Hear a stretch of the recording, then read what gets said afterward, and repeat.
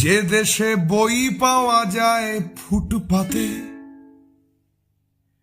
আর জুতো বিক্রি এসি মলে, সে দেশে আমার মতোই কিছু পাগল গানে গানে কি যে ছাই বলে।